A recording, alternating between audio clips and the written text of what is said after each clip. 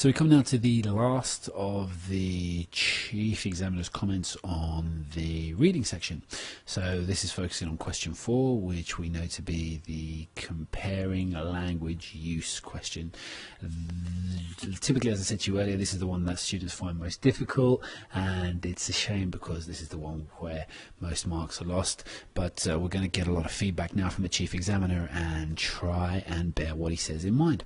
Question 4 was a question with which most candidates had difficulty. There were 60 marks available for this question compared with 8 marks for questions 1, 2 and 3.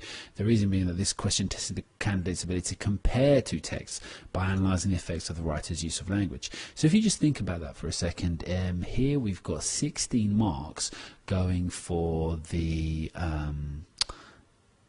60 marks going for the comparison because we're going to be talking about two texts. So if we did 4 in each of the other ones to get 8, then really I guess we should be doing at least 4 points for each source here, because that's going to give us a total of 8 again, and then that would again marry up to how many marks we got because we're explaining each time again. So just try and always think about the amount of marks you're trying to get and what you've written to get those marks.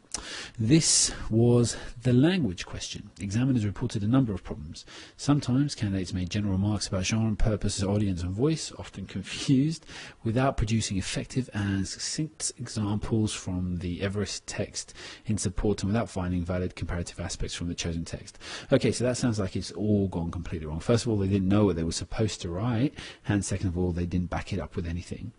Where devices were spotted, the comparisons tended to be forced or weak. So that means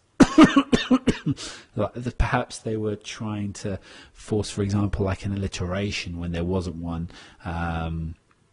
you know, a partial alliteration, or there was a weak example of perhaps, you know, humour, etc. General comments, for example, about being in the first person, being an article, happening in the present tense, or they both use rhetorical questions, might have developed into a valid response, but often did not. So you can presume that all of these are fair enough points to mention, but they weren't developed enough in the cases that the examiner is talking about. In the best responses and those sought by the examiners, candidates selected interesting, vivid, colourful or exciting phrases from the Everest text and unwrapped their meaning and effect. So that is a very clear indicator to us about what we're trying to do. We're trying to pick out the best sounding or the most vibrant passages, sorry, passages is too long, the most vibrant phrases, and we're trying to unwrap them for their meaning and the effect that they have on the reader. Then they found similar or very different examples from the chosen text, explaining that the difference in language use resided perhaps in purpose and or audience. So that's really telling, because it means that we don't have to find the direct opposite of what we're looking for. We can find two opposite things, but then compare the way that they actually approach their audiences, if there's a common link there. So that's really interesting, because we will analyze the language of something, and then from one source, and then something else from another source, and then the link where we actually make the comparative reference can be in the thing that they both point out, or the drama that they're both trying to achieve, etc., etc., etc. So that's interesting. It's well worth knowing.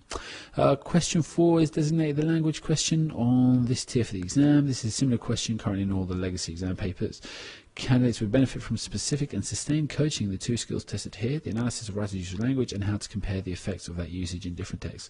So the examiner is telling you to get on to your teachers or tutors, or whatever you have, and actually ask them to go through this in a lot more detail, because that's where they're missing marks. Perhaps I'll do a couple of tutorial videos on it, or a tutorial video on it.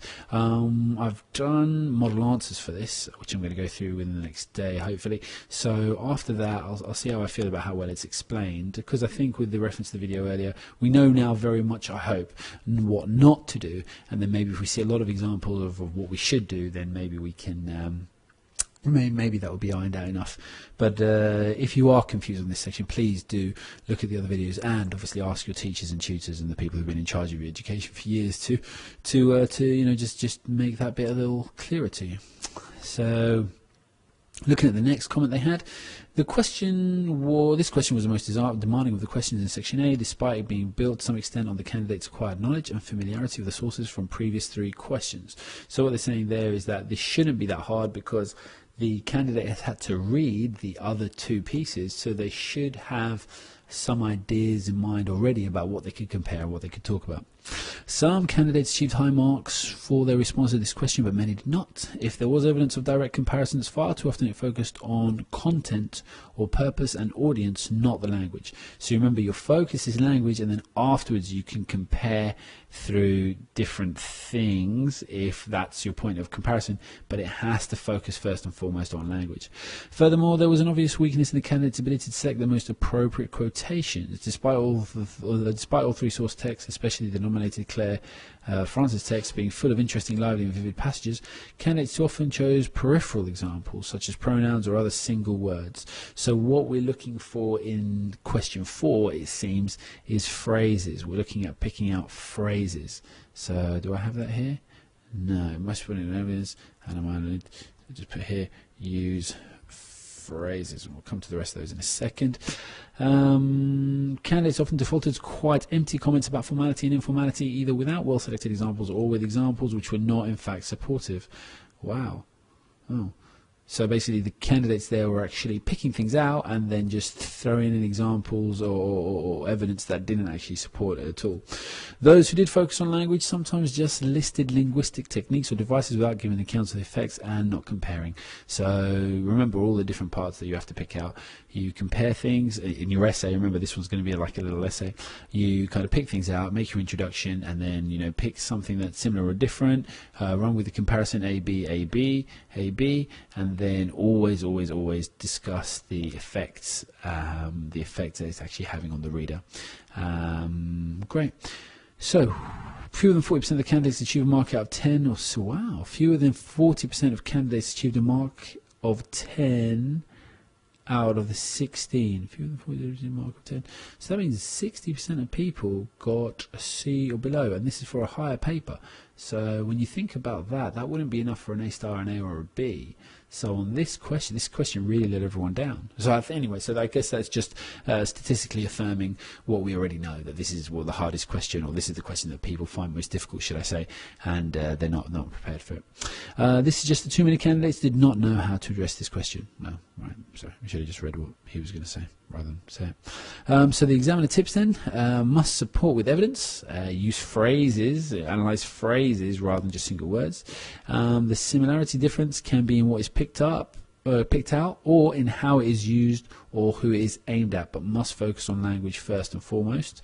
Good, and you must remember to compare whatever else you do.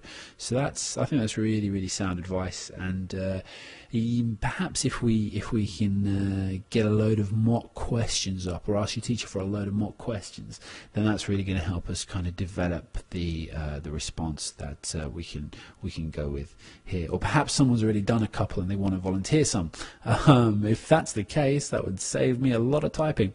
So please, if you've done something with your teacher and you got a good mark for it for this question and you want to put it up, I'd be more than happy to throw it up here, as long as you didn't mind. And remember, you'd be helping loads of people with their learning.